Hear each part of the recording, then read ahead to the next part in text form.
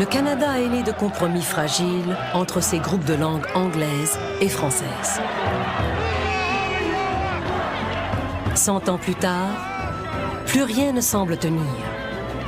I think this whole thing could be settled so easily if they would teach their children English in school in Quebec. We wouldn't need the French language here. L'énormité de la mésentente devient évidente aux audiences de la commission Laurendeau-Dunton sur le bilinguisme et le biculturalisme. Tout ce que nous avons vu et entendu nous a convaincus que le Canada traverse la période la plus critique de son histoire depuis la Confédération. La commission conclut que partout au Canada, y compris au Québec, les Canadiens d'expression française sont en situation de faiblesse. André Laurendeau est fortement ébranlé par ce qu'il voit. Il devient un fédéraliste profondément angoissé. Les années s'annoncent comme ingrates. Je vais me trouver allié à des gens que je méprise et j'aurai contre moi la plupart de mes amis, comme René Lévesque. La vie ne me sourira guère plus. Il meurt avant que la commission n'ait fini ses travaux.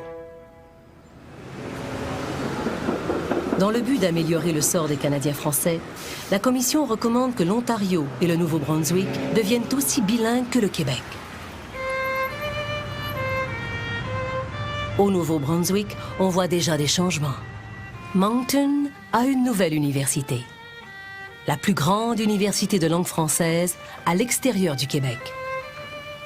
Mais dans la ville de Moncton, la résistance au bilinguisme est particulièrement féroce. Même si le tiers de la population de la ville est francophone. C'est pour revendiquer nos droits. Ce n'est pas une marche. En 1968, des étudiants, dont Bernard Gauvin, décident d'exiger le bilinguisme dans les services municipaux. Numéro non, je suis d'accord. Irène Doiron, la 6e de 8 enfants, est la première de sa famille à accéder aux études supérieures. On était influencé par la Révolution tranquille au Québec. C'était aussi la guerre du Vietnam.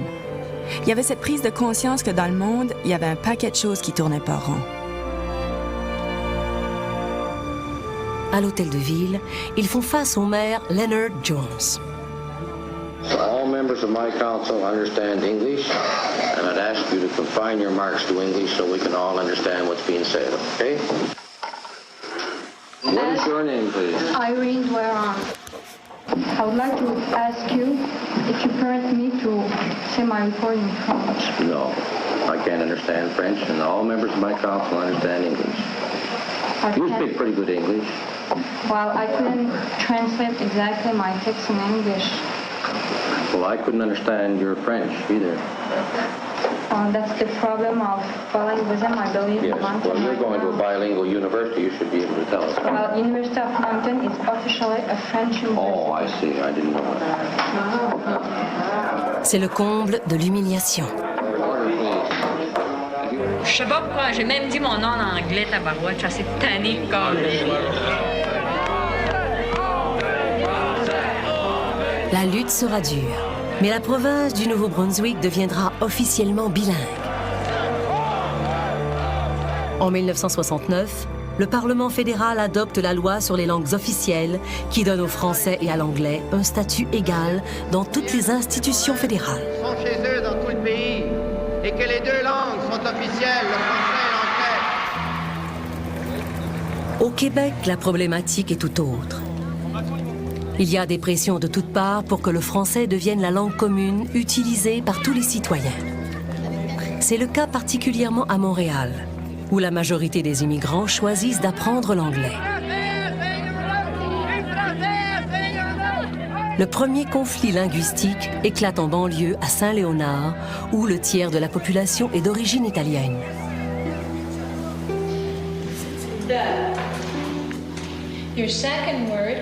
Depuis la fin de la Deuxième Guerre mondiale, ils envoient leurs enfants dans des écoles anglaises ou bilingues.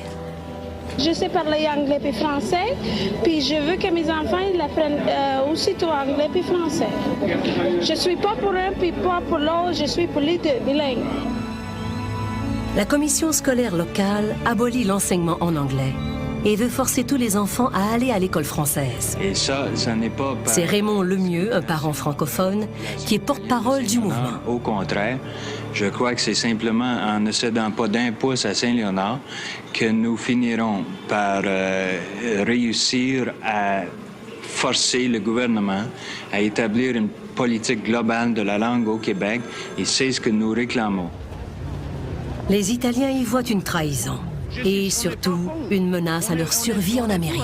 On est tous des émigrés. Alors on est content de rester ici. Là. Mais quand on est venu ici, on dit vous êtes content d'aller au Canada? On a répondu oui. On n'a pas dit aller du Québec à l'Ontario et tout ça faire-là. La rentrée de septembre 1969 a un caractère tout à fait spécial.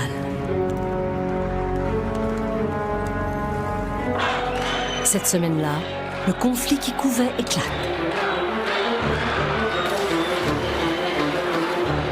Lemieux préside une assemblée. Parmi l'auditoire, il y a des parents italiens et des gens qui les appuient. Nick Chiamara, le directeur d'un journal italophone, y est.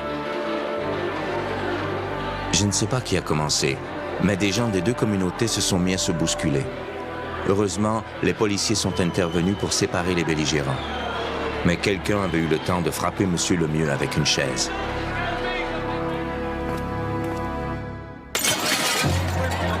Une semaine plus tard, le conflit descend dans la rue. Lemieux organise une énorme manifestation. Il y a de la casse. Le maire de Saint-Léonard invoque la loi de l'émeute. 39 personnes, dont Lemieux, sont arrêtées.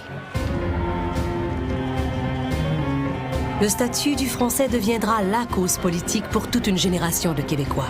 Et Montréal sera la première ligne de combat durant plusieurs décennies.